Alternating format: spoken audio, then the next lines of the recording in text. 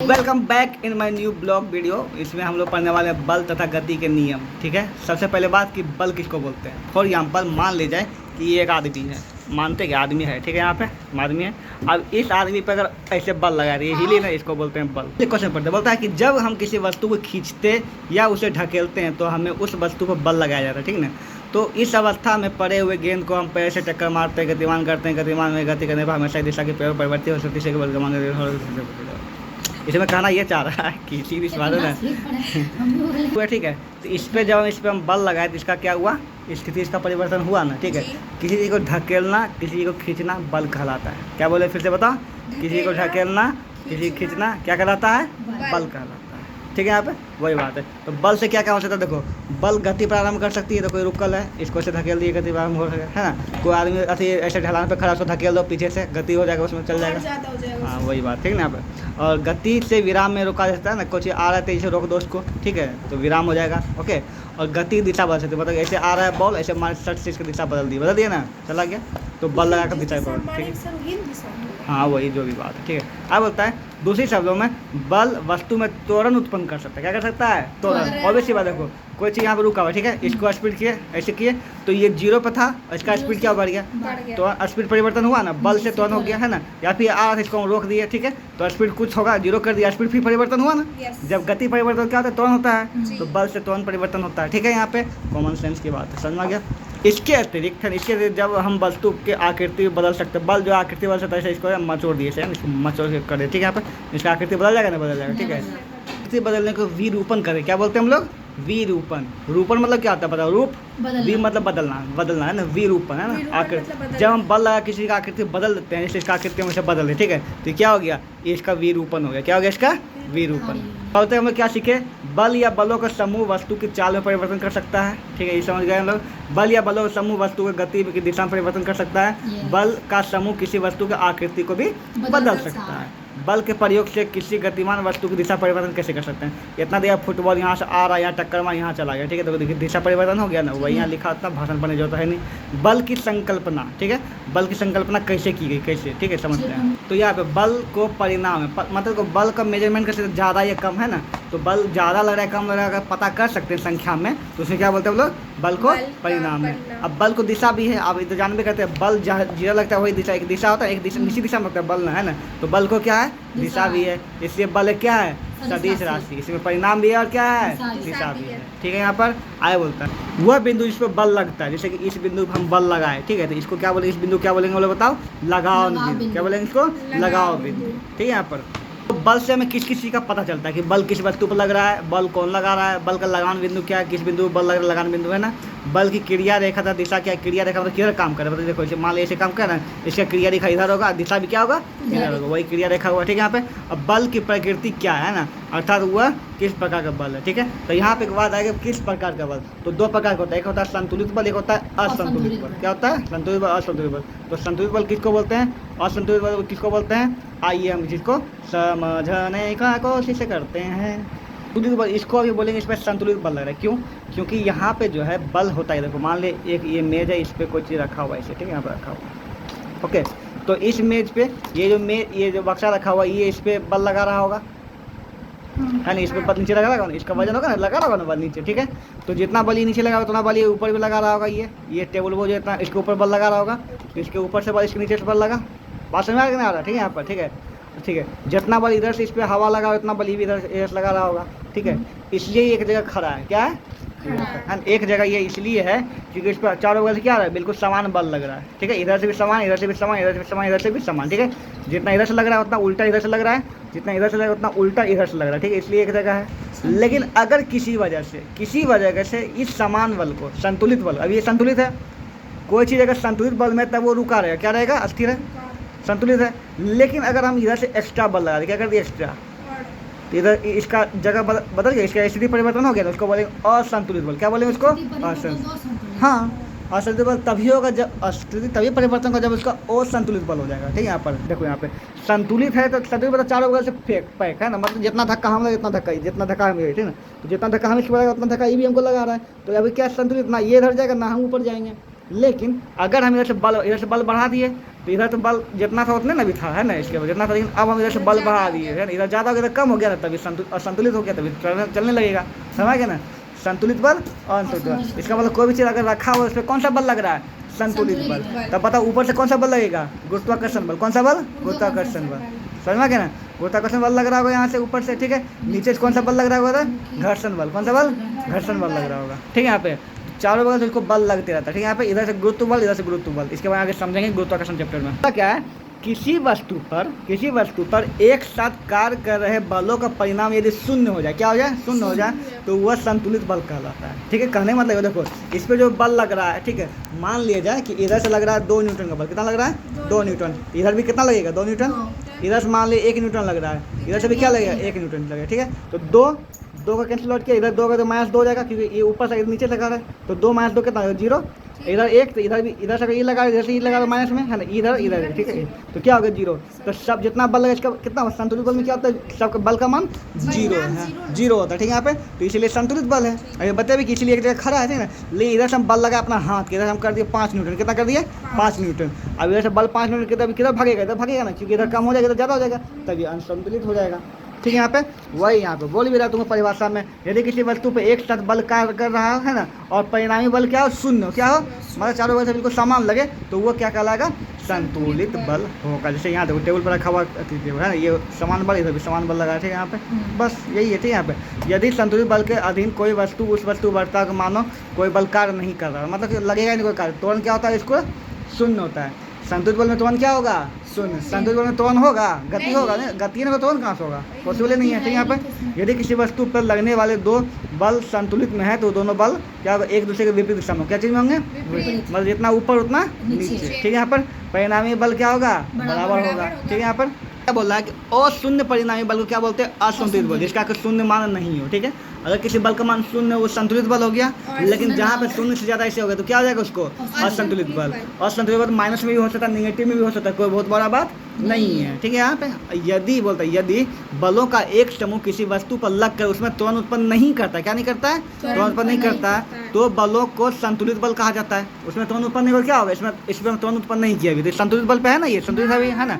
लेकिन जैसे हम कहते हैं त्वरण कुछ ना कुछ उत्पन्न हो जाएगा ना इस पर, जैसे गति परिवर्तन होगा तब वो असंतुलित होगा। तो त्वरण उत्पन्न अगर नहीं, देखो एक चीज़ का परिभाषा कई तरीका से हो सकता है, कई तरीके से पूछ भी सकता है, सब चीज़ दिमाग में रखो। हम पहले क्या बताया तुमको कि संतुलित बल हर जगह से लगता है, फिर हम लोग क्या पढ़े, इसका परिणाम 0 होता है, फिर हम लोग क्या पढ़े, इसमें तो नहीं उत्पन्न होता है। बात सब एक ही बोल रहा है, लेकिन हम कभी नहीं बोलता, कभी इसको यहाँ से आ रहा है, कभी यहाँ से आ रहा है, कभी यहाँ आ यहीं रहे हम लोग, ठीक है। लेकिन बात वही सब चीज़ तुमको समझाया जाए, ठीक है। यहाँ पर तो क्या बोला कि इसमें त्वरण नहीं होता है, तो वही बात, अगर किसी वस्तु पर लग रहा बल का त्वरण क्या शून्य, त्वरण नहीं है, तो बलों को संतुलित बल कहा जाता है। यदि यह समूह उस वस्तु में अशून्य त्वरण उत्पन्न करता है, क्या करता है, अशून्य त्वरण उत्पन्न, तो उसे क्या कहेंगे, असंतुलित। अशून्य मतलब शून्य से ज़्यादा हो गया, कम हो गया, तो उसको क्या बोलेंगे, असंतुलित बल बोलेंगे, ठीक है। विभिन्न प्रकार के बल आप समझते हैं, संतुलित बल, असंतुलित बल, तुम्हारा खत्म हो गया टॉपिक। आप पढ़ते हैं और अधिक प्रकार के बल, ठीक है। स्पर्श बल, अभिलंब बल, तनाव, ठीक है। देखो स्पर्श बल 2 प्रकार का होता है, एक होता है अभिलंब बल, एक होता है तनाव, ठीक है। यहाँ पे दिया गया, यहाँ पे और भी होता है घर्षण बल भी होता है, ठीक है। यहाँ पे और दूसरा है दूरी प्रक्रिया बल, इसको भी हम लोग समझेंगे, ठीक है। यहाँ पर इसमें क्या क्या होता है, तो सबसे पहले समझते हैं स्पर्श बल। जब एक वस्तु किसी दूसरे वस्तु के संपर्क में हो तो दोनों एक दूसरे पर बल लगाते हैं, ठीक है। ऐसे बलों को जो वस्तुओं के भौतिक स्पर्श के आरोपित है उसको स्पर्श बल बोलते हैं, मतलब कि एक दूसरे से सटा हुआ, ठीक है। फॉर एग्जाम्पल देखो, तो यहाँ पे देखो जैसे ये इस पर बल लगा रहा है नीचे और ये इस पर बल लगा, ठीक है। अगर तुम इसको ऐसे ऐसे सटा के बिल्कुल करने की कोशिश करो तो तुम देखेगी ये इधर बल लगा रहा है, ये किधर बल लगा, इधर बल है ना, अपोजिट दिशा में लगा, ठीक है। यहाँ पे 2 वस्तु जब एक दूसरे टकराता है तो उस पर कौन सा बल लगता है, घर्षण बल इसको बोलते हैं, या इसको स्पर्श बल भी बोलते हैं, ठीक है। वही यहाँ पे लिखा हुआ स्पर्श बल, ठीक है। तो स्पर्श बल यहाँ देखो क्या बोला, यहाँ पे स्पर्श बल को उदाहरण समझ में आ गया। यहाँ पे अभिलंब बल, अभिलंब बल क्या बोलते हैं, जब अभिलंब बल क्या बोलता है, जब स्पर्श बल वस्तु के संपर्क में सतहों पर लंबवत लगता हो तो उसे अभिलंब बल बोलते हैं। अभिलंब मतलब क्या होता है, लंबा लंबी, ठीक है। जैसे देखो यहाँ पे ये ऐसे है ना, इस पर कुछ रखे हैं, इस पर एक बल लगा होगा ऐसे ऊपर से, हम तो बोले ना ऊपर से बल लगता है और नीचे से बल लगता है, तो यहाँ तो टच है ना। देखो ऐसे जो लग रहा है वो तो घर्षण बल हुआ, इधर से लगा इधर, इधर से लग रहा है इधर, घर्षण बल हुआ। लेकिन ऊपर से जो बल लगा उसको क्या बोलेंगे, अभिलंब बल, क्या बोलेंगे उसको, अभिलंब बल। ऊपर से बल लगा क्या होगा, अभिलंब बल, ऐसे और ऐसे जो जाएगा अभिलंब बल, ठीक है। वही हुआ कि जब 2 वस्तु स्पर्श में उस पर जो ऊपर जैसे बल लगता है क्या बोलते हैं, अभिलंब बल। उदाहरण के लिए एक किताब टेबल पर रखी हुई है ना, तो किताब टेबल के पर नीचे की ओर और टेबल ऊपर की ओर, किताब टेबल के नीचे की ओर और टेबल ऊपर की ओर, है ना, बल लगाते हैं। पर टेबल और किताब के बीच लंबवत है ना, इधर से क्या है, लंबवत है ना, लंबवत है, ठीक है। तो ऐसे बल को क्या, तो हम कह सकते हैं टेबल पर नीचे की ओर, टेबल पर किताब की ओर अविलंब बल लगाते हैं। उसे क्या लगाते हैं, अविलंब बल लगाते हैं। मतलब ऐसे बल क्या होगा, अविलंब बल। क्लियर। अब होता है तनाव, क्या होता है, तनाव। जब किसी वस्तु को एक डोरी से बांधकर डोरी को ताना जाता है तो डोरी वस्तु को खींचती है ना। जैसे पत्थर को एक टुकड़ा डोरी में बांध कर लटका दिया जाए, पत्थर के ऊपर खींचती है, ठीक है। तो डोरी से बंधी वस्तु पर डोरी पर लगाए गए बल का परिणाम को तनाव बल बोलते हैं। सिंपल सी बात है, तनाव मतलब वैसे पकड़ो, इस पर बल है, तनाव लग रहा है, इस पर तनाव लग रहा है ना, तो वैसे बोलते हैं तनाव बल। तो हम तो जानते हैं कि किसी वस्तु पर 14 दिशा से बल लगता है। ये किताबा जो रखा है इस पर ऐसे ही बल लगा, इसे इसको बोलते हैं अभिलंब बल। क्या हो गया तुम्हारा, अभिलंब बल, ठीक है, क्योंकि ऊपर से लग रहा है दोनों, ठीक ना। अब जब ऐसे बल लगाता है तो इधर से ऐसे बल लग रहा होगा इसको, ठीक है, तो इसको क्या बोलेंगे, घर्षण बल। क्या बोलेंगे इसको, पहले बात को समझो, ठीक है। जब दो चीज टकराए, ठीक है, यहाँ पे टकराए, इसको यहाँ पे जो बल लग रहा है उसको स्पर्श बल बोलेंगे, ठीक है। स्पर्श बल कितना प्रकार का होता है, एक होता है अभिलंब बल, ऊपर से नीचे से ऊपर लग रहा है ना, एक होता है ऐसे घर्षण बल। क्या होता है यहाँ पे, घर्षण बल। मतलब घर्षण बल ऐसे होता है तो एक ऐसे होता है। जब कोई चीज़ के विपरीत दिशा में बल लगता है ना, एक दूसरे विपरीत दिशा में बल लगता है, उसमें हमेशा घर्षण होता है। क्या होता है, घर्षण, है ना। एक चीज़ ऐसे जा रहा है और एक चीज़ को ऐसे ढकेल रहा है, ठीक है, तो उसको क्या बोलेंगे, घर्षण बल। जब ऊपर से हवाई जहाज जो है धरती पर आता है तो हवा टक्कर होता है, ठीक है, तो उसमें भी क्या होता है, घर्षण बल। हवा इधर फेंकता है और इधर ही आता है, ठीक है, घर्षण बल होता है। हम लोग का भी तो होता है घर्षण, ठीक है। यहाँ पे हम लोग जो चलते हैं जमीन पर, ठीक है, तब भी क्या होता है, पैर और हम लोग के बीच में क्या होता है, घर्षण बल। अगर घर्षण बल नहीं रहेगा तो हम फिसल जाएंगे। जैसे चिकना पत्थर पर तुम तेल दे दो, ऑयल पूरा रूम में से, और उसके बाद चलने कुछ होता है तो घर्षण हो जाएगा 0 और तुम्हारा क्या बोलता है, आदमी का टूट जाएगा। तो घर्षण तो आपको हम समझा दिए क्या होता है। मतलब कि जब ऐसे बल लगता है एक दूसरे पर ऐसे उल्टा है तो इसको क्या बोलते हैं, ऐसे इधर गया जैसे ये ऐसे, ये दोनों बीच में सतह बीच में क्या लग रहा है, घर्षण बल लग रहा है। क्या लग रहा है यहाँ पे, घर्षण बल। उसी बोलता है जब कभी कोई वस्तु किसी दूसरे वस्तु पर सरकती है, क्या करती है, सरकती है या लुढ़कती है या चलने की चेष्टा मतलब कोशिश करती है, तब स्पर्श मतलब संपर्क में आने वाली सतहों के बीच घर्षण बल उत्पन्न होता है, घर्षण बल उत्पन्न होता है, जो हमेशा गति के विपरीत दिशा में कार्य करता है। इसका क्या मतलब, गति विपरीत, देखो गति इधर हो रहा है ना, तो घर्षण बल किधर लग रहा होगा हमको, हाथ में लग रहा है, गति के विपरीत दिशा में होता है घर्षण बल, ठीक है। यहाँ पे इसीलिए हमेशा घर्षण बल को निगेटिव में लिखा जाता है। याद करो, लव यू नॉमिकल में पूछेंगे बार बार, ठीक है। घर्षण बल हमेशा तो उल्टा लगेगा, निगेटिव नहीं रहेगा। घर्षण बल हमेशा क्या चीज में आता है, माइनस में आता है, ठीक है, इसको माइनस में कहते हैं।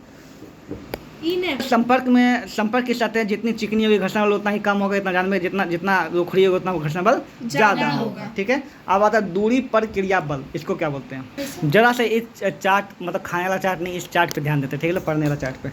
तो इस चार्ट में क्या बोलता है, बल 2 प्रकार का होता है, संपर्क बल और दूरी पर क्रिया बल, ठीक है। संपर्क बल में दो चीज़ दूसरे पर चिपकेगी सटेगी तभी लगेगा, ठीक है। तो संपर्क बल में क्या पड़े, घर्षण बल होता है ना, और क्या होता है बताओ, तनाव होता है, तनाव भी हम लोग पढ़ चुके हैं, ठीक है। और अविलंब बल भी होता है। क्या होता है यहाँ पे, अविलंब बल होता है ना, 3 को लगता है, अविलंब बल हुआ है ना, घर्षण बल हुआ, और इसको तीरेंगे ठीक से कुछ हो सकता, तनाव जो यहाँ लगे वो तनाव बल हुआ, ठीक है। यहाँ पर ये हो गया तुम्हारा स्पर्श बल का। अब पढ़े दूरी पर क्रिया बल, नाम से पता चल रहा है दूर, ये क्या है, कोई वस्तु में ये सटेगा नहीं, ठीक है, दूर से ही काम करेगा, उसको क्या बोलेंगे, दूरी पर। जैसे कि चुंबक, जैसे यहाँ पे एक चुंबक है ये वाला, ठीक है, एक चुंबक है, ठीक है, और यहाँ पे एक चुंबक और तो यहाँ पे से, ठीक है। तो ये चुंबक एक दूसरे को या फिर आकर्षित करेगा, फिर क्या करेगा, विकर्षित करेगा, आकर्षित करेगा सटेगा या फिर विकर्षित फेंकेगा, ठीक ना।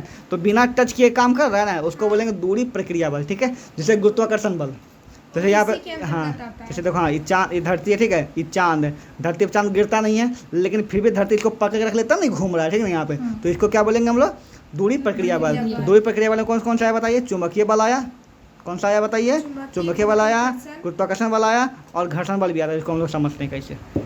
सॉरी, इसमें घर्षण बल नहीं आएगा, बाय मिस्टेक बोला, इसमें लिखा होता हमको लगा यहाँ पे दूसरा चीज़ बता रहे हैं आप, ठीक है। यहाँ पे तो बता है किसी वस्तु की गति की स्थिति पर बल के प्रभाव को दैनिक जीवन में निम्नलिखित संबंध घटनाएं यहाँ बोला गया, ठीक है। तो इतना हम समझ गए कि यहाँ पे गुरुत्व बल होता है और चुंबकीय बल। इसमें कौन कौन सा बल होता है, गुरुत्व बल और चुंबकीय बल और स्थित विद्युतीय बल, ठीक है। यहाँ पे स्थित विद्युत बल भी एक होता है बल जो कि दूर से ही लग जाता है, ठीक है। यहाँ पे जैसे कि आप समझते हैं, कभी देखिए कंघी को माथा में घस रहा उसके बाद छोटा छोटा कागज़ के टुकड़ा ले कागज़ पर खींच लेता है ना यहाँ, तो वो, ठीक है। तो 3 चीज़ इसमें कौन कौन चीज़ होता है बताओ, एक होता है चुंबकीय बल, इस चार्ट को बना लेना कॉपी में, ठीक है। चुंबकीय बल होता है यहाँ पे, उसका क्या क्या बताया, यहाँ पे होता है गुरुत्व बल, क्या होता है यहाँ पे गुरुत्व बल, और इसमें क्या होता है बताओ, स्थिर विद्युत बल। कौन होता है, स्थिर विद्युत बल। स्थिर विद्युत बल में करंट नहीं लगता है, लेकिन इसमें भी करंट होता है, लेकिन करंट नहीं लगता है इसमें, ठीक है, स्थिर विद्युत बल में, ठीक है। यहाँ पर तो ये तो आप समझते बल स्पर्श होता है, दूरी प्रक्रिया होता है, ठीक है। स्पर्श में सटना होगा, दूरी प्रक्रिया में बिना सटे काम हो जाए, ठीक है। स्पर्श में होता है घर्षण बल, राइटिंग बड़ी अच्छा है, देख लेना। घर्षण बल, ये है तनाव बल, ये अभिलंब बल। क्या लिखा है यहाँ पे,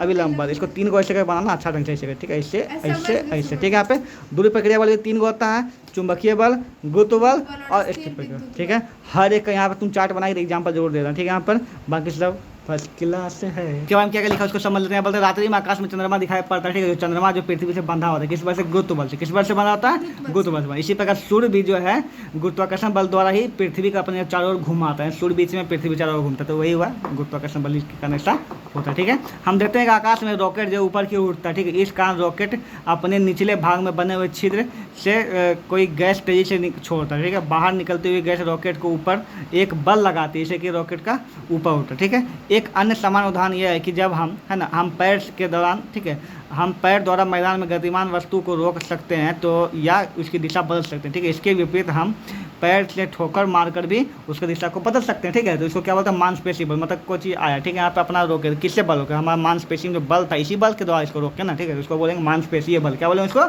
मांसपेशीय बल। ये रॉकेट वाला एग्जाम्पल बहुत बड़ा आता है, ठीक है। तो रॉकेट जो हवा में कैसे उड़ता है, इसको समझ लेते थोड़ा। देखो यहाँ पे तो रॉकेट में यहाँ क्या होता है, देखो हम तो क्या बोलते हैं, किसी चीज़ में गति कब होगा, जब उसमें असंतुलित बल लगेगा। क्या लगेगा बताओ, असंतुलित बल। तो ये रॉकेट है, ठीक है, चुपचाप बेचारा शांति से यहाँ खड़ा है, संतुलित बल। क्या चीज़ में, संतुलित बल से यहाँ पे खड़ा है, ठीक है। अब आदमी को मचा चुर इसके लगा दिया पिछवाड़ा में आग, क्या कर दिया आग। अब इसमें होता है केमिकल। क्या होता है, केमिकल। ऐसा केमिकल होता है जो कि बहुत प्रेशर से निकलता है। क्या निकलता है, प्रेशर से, ठीक है। जब यहाँ प्रेशर से निकलेगा ना, तो हम जानते हैं कि जितना प्रेशर से निकलेगा उतना प्रेशर ई भी ऊपर लगाएगा, है ना। तो उतना प्रेशर ई ऊपर लगाएगा। तो अभी संतुलित में था, ऊपर से सेम बल, इधर से सेम बल, इधर से समान वैसा बल है ना, लेकिन जैसे इधर प्रेशर बढ़ा, बहुत तेज निकला, तो इसका प्रेशर इधर क्या होगा, ज़्यादा लगा ना, और आगे बढ़ गया, आगे। हाँ, तो इसको आगे बढ़ना पड़ेगा बेचारा। इधर से प्रेशर बढ़ गया, क्योंकि पीछे छोड़ा ना, जितना छोड़ेगा, जितना नीचे, देखो जितना हम दबाएंगे इसको उतने ही हमको ऊपर लगाएगा बल। तो जितना नीचे से प्रेशर छोड़ा है ना, तो उतने प्रेशर भी इसके ऊपर लगाया ना हवा, ठीक है। हाँ, तो इसलिए ये कहाँ चला गया, ऊपर चलने लगता है, इसलिए उड़ जाता है यहाँ पे, ठीक है। यहाँ पे इसको एक बार याद रखना कि यहाँ बहुत वैसा क्वेश्चन पूछा जाता है कि जब रॉकेट उड़ता है उसमें न्यूटन कौन सा गति नियम काम करता है, तृतीय गति नियम। कौन सा नियम, तृतीय। हर क्रिया के बढ़े एक प्रतिक्रिया होता है, ठीक है ना, विपरीत प्रतिक्रिया। जितना बल पीछे नीचे लगा रहा है उतने बल से ऊपर आगे बढ़ रहा है वो, ठीक है। यहाँ पर वही तो आता है, गैलीलियो नाम का एक वैज्ञानिक था, उसका प्रयोग समझते, ठीक है। ये उसका इतिहास दिया हुआ है, और इतिहास गवाह है कि इतिहास हम आज तक नहीं पा रहे। जैसे तुम इतिहास को इतिहास समझ के इतिहास में याद कर लेना, ठीक है। हम लोग पढ़ते हैं इतिहास से आगे। बोलता है कि ग्रीस के महान वैज्ञानिक था अरस्तु, ठीक है। अरस्तु जो था उसका जन्म यहाँ दिया हुआ, इसको याद करना था। का विचार था कि किसी वस्तु को विराम में बने रहने के लिए स्वाभाविक प्रकृति होती है। मतलब कि उसका ये मानना था कि कोई वस्तु अगर विराम में है, जैसे ये सॉरी हाँ, ये वस्तु विराम में है तो इसका स्वाभाविक प्रकृति विराम में रहना। दुनिया में सबसे पहले आदमी यही सोचता था कि विराम में रहना है, क्या है, स्वाभाविक प्रवृत्ति, मतलब विराम में ही रहेगा, ठीक है। पहले ये सोचता है, किंतु वस्तु को एक समान गति बनाए रखने के लिए एक अचर बल जरूरत होता है। मतलब कि वस्तु अगर एक समान गति करता रहेगा जिंदगी भर, तो उसके लिए क्या है, सबको मानना था पहले कि वस्तु अगर एक समान गति, यहाँ पे हम जरूरत का नियम पढ़ा रहे हैं, बहुत ध्यान से समझना, ठीक है भैया, क्या बोल रहे हैं, ठीक है। यहाँ पे एक आदमी ये मानना था कि जब कोई वस्तु विराम में है तो विराम में रहने का प्रवृत्ति इसका होता ही, ठीक है। इसको तो सब जानता है, ठीक है यहाँ पर। और उन लोग को ये भी लगता था कि कोई वस्तु अगर एक समान गति करता रहेगा ना, एक समान गति करता रहेगा जिंदगी भर, तो उसके लिए हमेशा हमको बल लगाना पड़ेगा, एक समान बल लगाना पड़ेगा, ठीक है। लेकिन आज की डेट में हम लोग जानते हैं ऐसा कोई बात नहीं है, ठीक है। यहाँ पे तो वही वहाँ का मानना गलत था। इसी मानना को जो है ये जो है ना, ये नाम की ढंडिया जो ये गैलीलियो, ये गलत किया साबित है ना। ये बोला ठीक है, रुकल का था बिल्कुल सही, बोलने की प्रवृत्ति रुकने का होता, लेकिन चलका का भी प्रवृत्ति था चलने का जिंदगी भर, है ना। लेकिन आदमी को क्यों ऐसा लगता था उस समय कि नहीं ऐसा नहीं, जो क्योंकि उसको लगता था कि जैसे हम बल लगाए, जितना बल लगा उतने तो चलो उसका रुक गया वो, है ना। तो आदमी देख रहा है कि जितना बल लगा उतना रुक गया ना, तो इसमें तो बल, मतलब कि हमेशा इसको चलाने के लिए हमको हमेशा बल लगाना पड़ेगा। आदमी को सीधा सीधा यही लगता था, लेकिन ऐसा नहीं था। ये रुका क्यों, इस पर पता चल जाता, इसलिए रुका क्योंकि ये जो है ना, ये पेड़वा जो है इस पर घर्षण बल लगा रहा होगा, और हवा जब इधर से घर्षण बल लगा इसलिए रुक गया, है ना।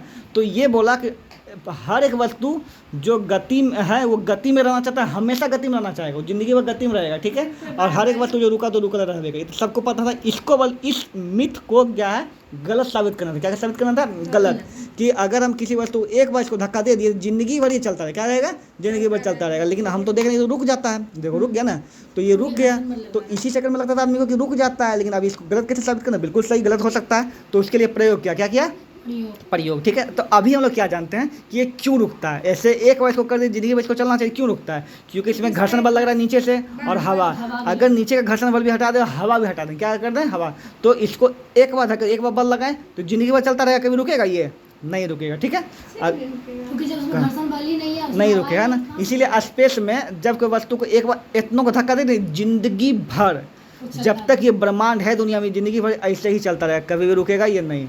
इसलिए हमारी पृथ्वी भी जो है, क्योंकि पृथ्वी हमारा स्पेस में है ना, इसलिए जिंदगी भर ये घूमता ही रहेगा हमेशा, ठीक है। कभी भी ये रुकेगा नहीं, ठीक है।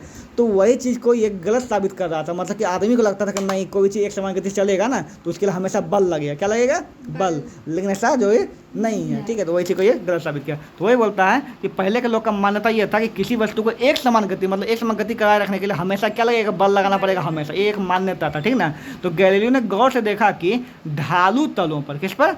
ढालू, ऐसा ढालू है ना, बालू नहीं, बालू ये है, मतलब ढालू तलों पर, ठीक है। ढालू तलों पर नीचे की ओर गति करते हुए त्वरण हमेशा मौजूद रहता है। मतलब नीचे से जब वस्तु को ऐसे करते हैं ना तो हमेशा क्या मौजूद रहता है? त्वरण। क्या मौजूद रहता है? त्वरण। तो यहाँ पर हम समझ रहे थे कि जब किसी वस्तु ढालू तल पे ऐसे घुमाया जाता है तो इसका क्या बढ़ेगा? त्वरण। हम जानते हैं कोई वस्तु ऊपर नीचे आता है हमेशा क्या होता है? त्वरण रहेगा, ठीक है। यहाँ पे ये चीज़ यहाँ पे बोला, ठीक है, कि जब किसी पर त्वरण हमेशा मौजूद रहता है। जब ढालू तल पर ऊपर की ओर वस्तु जाता है क्या होता है? मंदन। क्या होता है? मंदन। जब नीचे से ऊपर जाएगा वस्तु क्या होगा? उसका मंदन। स्पीड धीरे जीरो होगा ना। ये पिछला वीडियो में पढ़ चुके हैं यहाँ पे, ठीक है। मंदन होता है, यहाँ पे भी समझ लिया ना।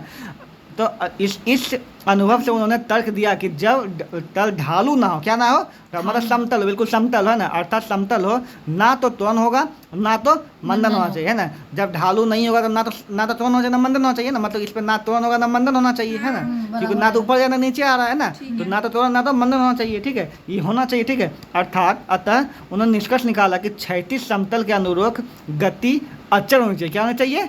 अचर, है ना। क्या होना चाहिए? अचर। अचर मतलब एक समान होना चाहिए, मतलब क्षैतिज तल पे क्या होना चाहिए? अचर। क्योंकि इधर से आया तो त्वरण बढ़ा, इधर से आया त्वरण घटा, ठीक है। तो इसका मतलब समतल पे त्वरण होना ही नहीं चाहिए, है ना। मतलब क्या होना चाहिए? उसका गति क्या होना चाहिए? अचर। क्या होना चाहिए? अगर त्वरण नहीं है तो इसका मतलब गति अचर होगा। त्वरण नहीं तो क्या होगा? अच्छा, देखो एक बात समझ कर हम बोल कर इसको समझ लो थोड़ा, ठीक है। फिजिक्स का बहुत बड़ा कंसेप्ट ये है, ठीक है।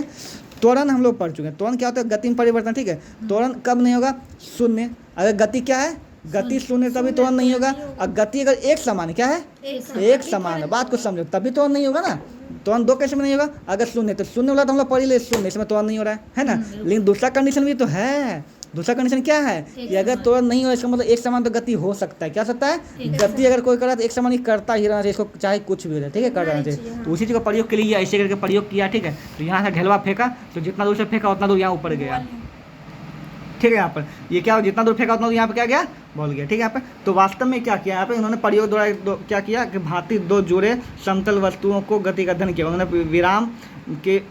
विराम से प्रारंभ कर कोई वस्तु को गोलीय एक नत समतल के ऊपर नीचे से लुढ़काया, ठीक है। और दूसरे नत समतल के ऊपर चढ़ती हुई गोली का प्रारंभिक ऊंचाई को प्राप्त कर लेते, ठीक है। जितना गोली यहाँ ऊंचा था उतने जाके फिर ऊपर जाके यहाँ पर उतना गोली प्राप्त कर लेती ऊंचाई, ठीक है। तो इन्होंने क्या देखा, वास्तव में गोली अपनी प्रारंभिक ऊंचाई पूरी तरह से प्राप्त नहीं कर पाती है, हल्का से कम रहता है। क्या जाता है? हल्का से। तो हल्का से दूरी कहाँ कम हुआ? ये जो बिच्चा में जो दूरी नहीं काम किया इतना, वही यहाँ पे क्या कम हो गया, ठीक है। यहाँ पे क्योंकि गोली समतल की स्पर्श सतह पर विरोधी बल, घर्षण बल तथा हवा का प्रतिरोध, हमने पढ़े ना कि जो कोई चीज़ अगर समतल पर चलेगा तो क्या किया यहाँ पे बता, उसका हवा का प्रतिरोध और घर्षण बल लगा, जैसे कम क्या हो गया, ये क्या हो गया यहाँ पे स्पीड इसका कम हो गया। अगर यहाँ पे घर्षण नहीं रहता तो जितना ऊपर ये इतना ऊपर ये सेम टू सेम बिल्कुल जाता, ठीक है। कहाँ जाता? सेम टू सेम जाता। तो वही बोला, यदि घर्षण बल और हवा प्रतिरोध पूरी तरह से हटा दिया जाए, क्या किया जाए? हटा दिया जाए तो तय की दूरी अंतिम दूरी के प्रारंभिक ऊंचाई के बराबर, मतलब जितना ऊंचा इतना उतना ऊंचा ये होगा, ठीक है। तो फिर ये क्या किया? टेस्ट ट्यूब में। कहाँ किया? टेस्ट ट्यूब, जहाँ पे हवा नहीं है बिल्कुल, ठीक है। तो यहाँ शुरू किया बिल्कुल, देखो अंतिम पे वहाँ पाया, ठीक है। अब इसको थोड़ा सा टेढ़ा ज़्यादा भी कर देंगे, फिर भी जहाँ शुरू करेंगे उतने ऊंचाई तक जाएगा, फिर भी उतने ऊंचाई तक जाएगा, ठीक है। यहाँ पर और अगला जो इसको बोलते हैं चिरस्थायी रहते थे। अब यहाँ से इसको छोड़ा, तुम बताओ कि ये कहाँ तक जाएगा? ये अब कहीं नहीं रुकेगा कभी जिंदगी में, क्योंकि यहाँ पर क्या हवा बिल्कुल नहीं है और घर्षण बिल्कुल नहीं है, तो कभी रुकेगा? ये नहीं रुकेगा। इसी को बोलते हैं जड़त्व का नियम। क्या बोला इसको? जड़त्व का नियम, इसी को बोला है, ठीक है। अब यदि किसी वस्तु को ऊपर से मतलब दाएं समतल के ढाल की ओर घटा दिया, क्या इसको ढाल को क्या करते हैं, घटा दिया जाए, ठीक ना, घटा दिया जाता है तो वह अधिक दूरी तय करेगी, है ना। और दूरी तो अधिक तय करेगी लेकिन ऊंचाई वो तो नहीं आएगा। दूरी अधिक तय किया लेकिन ऊंचाई देखो, दूरी यहाँ पर कम दूरी तय किया, इधर दूरी ज़्यादा हो गया होगा ना, टेढ़ा हो गया, ऐसे था ऐसे हो गया, दूरी ज़्यादा हो गया, ज़्यादा दूरी किया लेकिन ऊंचाई कितना रहा, सेम रहा, ठीक है। अब बताओ यहाँ पे जब ये इतना दूरी पे था, इसको ऊंचाई पे पहुँचना है ना, कहाँ पहुँचना है, ऊंचाई पे। ऊंचाई पे पहुँचने की चेष्टा ही करे, जिंदगी भर करता है, कभी ऊंचाई पे तो पहुँच नहीं पाएगा, तो जिंदगी भर चलता रहेगा। तुम बात को समझी नहीं समझी, देखो ये ऐसे था, है ना, और यहाँ पे अब यहाँ से शुरू किया, इसको यहाँ तक पहुँचना होगा ना, लेकिन यहाँ के बाद ये कभी जिंदगी में ऊपर जा पाएगा नहीं जाएगा। जिंदगी भर क्या करता है, जिंदगी भर कोशिश करता रहेगा, जिंदगी भर क्या करता रहेगा, ये जिंदगी भर कोशिश करता रहेगा कि हम ऊपर जाएं। जब तक ऊपर जाएगा नहीं तब तक ये इसका जो जरूरत है वो कम खत्म हो गए, मतलब इसमें एक पावर आ गया, यहाँ से चला यहाँ पावर आ गया ना, ये पावर जो जिंदगी भर यहाँ क्या होगा, इसका जब तक इसमें घर्षण बल नहीं लगेगा क्या होगा, चलता रहेगा। लेकिन अगर यहाँ पर से यहाँ पर ढालू बना दिए, इस पे ऐसे रख दिए, हटा इसको ऐसे रखे, तो ये क्या जिंदगी भर चलेगा नहीं। यहाँ के क्यों रुक गया, क्योंकि यहाँ पे घर्षण बल लग रहा है इसका, और अगर यहाँ पर घर्षण बल नहीं होता तो ये इतना हमेशा क्या होता है, ये चलते रहता, क्या होता है, हमेशा चलते रहता। इसी को बोला गया है जड़त्व का नियम, ठीक है। तो वही बोला कि अधिक दूरी तय करेगी, और उसके बाद क्या बोलता है अब चरम स्थिति में, क्या चरण स्थिति में के रूप में यदि दाईं ओर के समतल क्षेत्र बना, इसको दाईं ओर का समतल बना, क्या बना दिया, समतल बना देना चाहिए। इससे गैलीलियो ने तर्क दिया कि क्षैतिज समतल के अनुरूप गति जो है चिरस्थायी, क्या यहाँ पे चिरस्थायी, है ना, मतलब परपेचुअल है, मतलब कि कभी नहीं रुकेगा, क्या होगा, ये हमेशा यहाँ चलते रहेगा, ठीक है। यहाँ पे गैलीलियो ने अपने प्रयोग के आधार पर ये कल्पना की कि एक समान वेग गतिमान वस्तु को अपने पर लगे बल के अनुपस्थिति में गति की यह अवस्था बनाए रखनी चाहिए। मतलब कि अगर इस पर अब तो यहाँ एक बल लग गया, अब इस पर बल नहीं लगेगा, जिंदगी भर चलता, कभी जिंदगी भर इसको बल लगाना नहीं पड़ेगा, जिंदगी भर ये चलता रहे, क्या है, जिंदगी भर ये चलता रहे, है ना। बलों की अनुपस्थिति में वस्तु अपनी विराम अवस्था एवं एक समान गति अवस्था बनाए रखती, दोनों अवस्था, बल की अनुपस्थिति में ये एक समान व्यवस्था बनाए रखेगा, और अगर जिंदगी चल रहा है जिंदगी भर चलता ही रहेगा, है ना, जब तक उस पर कोई बाहरी घर्षण बल ना लगे, है ना। तो एक समान गति अवस्था बनाए रखने की प्रवृत्ति वस्तु का जड़त्व कहलाता है, क्या कहलाता है, उसका जड़त्व, इंग्लिश में इसको इनर्शिया कहते हैं, क्या कहते हैं उसको, इनर्शिया। अतः गैलीलियो की खोज जड़त्व का नियम कहलाता है, जो कि न्यूटन का प्रथम गति नियम भी है, ठीक है। इसीलिए न्यूटन दिया था कि गैलीलियो दिया था, पहले गैलीलियो बताया था, लेकिन उसके न्यूटन उसको अच्छा से सही से किया, ठीक है। यहाँ पे ये होगा तुम्हारा टॉपिक खत्म, आधा कल पढ़ेंगे।